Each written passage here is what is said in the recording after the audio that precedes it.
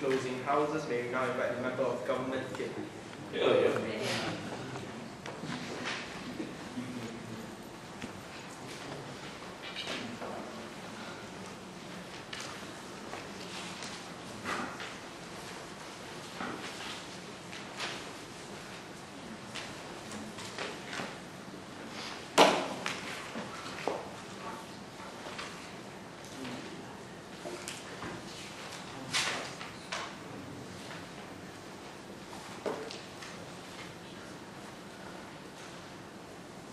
Speaker, sir, the only thing that I'm sure right now is that closing opposition is going to have a very hard time trying to defend the kind of contradictory and inconsistency coming from, contradictory sounds coming from side opening opposition.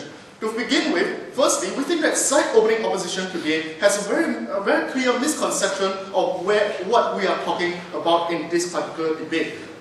From the government bench, we characterize this debate into a fundamental debate about whether it's principally right for someone to use suicide as a legitimate tool of protest. In case they were not clear about the context and the characterization in which this particular debate occurs, let me show it to you now. We're talking about extremely oppressive regimes such as China, such as the Tibetan regions of China, when people are systematically oppressed and stopped from self-actualization. We think that these aspects of self-actualization is very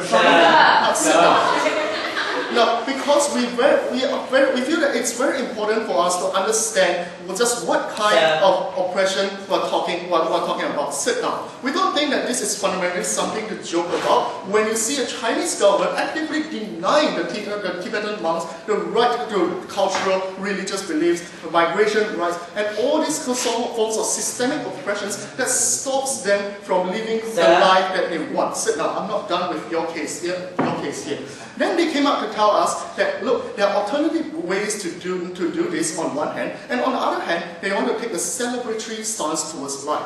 Their alternative stance was to tell us that if you feel so oppressed, then fight back. Let's start a war. So we've questioned this narrative. How does starting a war is supposed to be congruent with the idea of celebrating life and effecting change? That is why, fundamentally, on our bench, we go for an idea that we want to preserve suicide as a legitimate tool of protest. When we say that the Tibetan monks say that they have had enough, it's okay for them to set themselves on fire to send that kind of strong, clear message.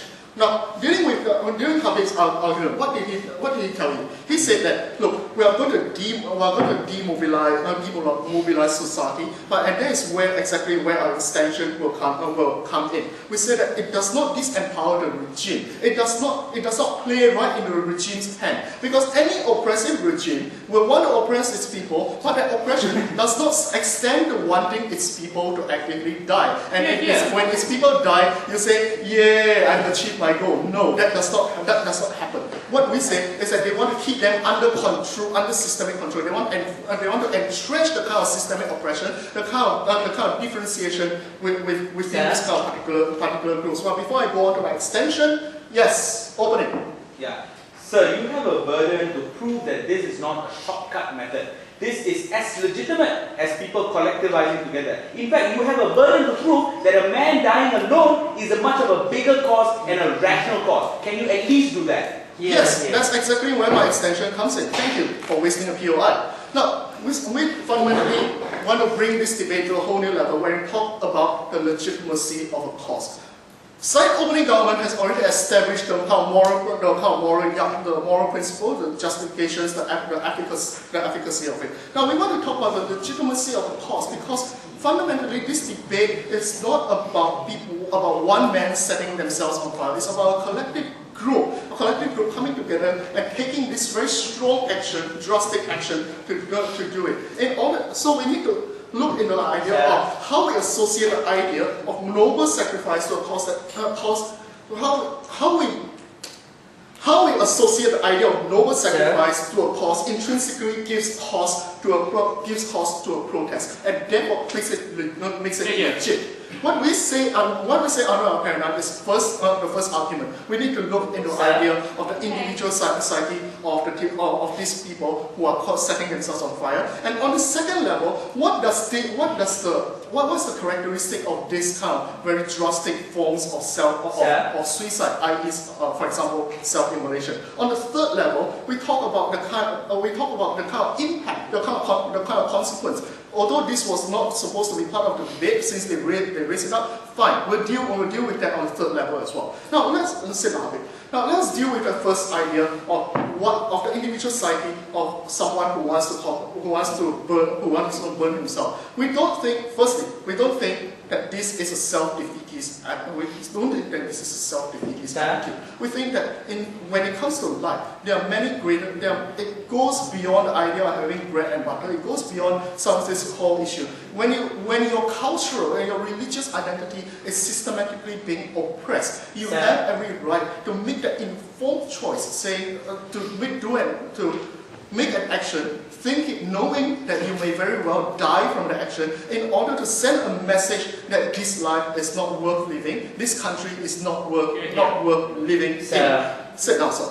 Now we don't see this calculus is made in a very trivial manner. We think that we don't think that this is made in a very trivial manner. We think that fundamentally, when people resort to such measures, it is a very strong signal that there is something very wrong with society, that's very wrong with the state at large. We don't think that side opposition can reasonably defend the idea that by accident of birth, you should accept your lot in life, celebrate life, and no matter what the state throws at you, you should just accept it and move on. No, we think life is much more than that. On the second level, we talk about the international community at large. We don't think that it demobilizes empathy, but in fact it empowers the kind of empathy and disenfranchises the pariah state that enforces this kind of oppression. We think that the characteristic of this self-immolation is that it is very visceral. The image that is presented before our eyes and the idea that someone has just decided to take away his own life,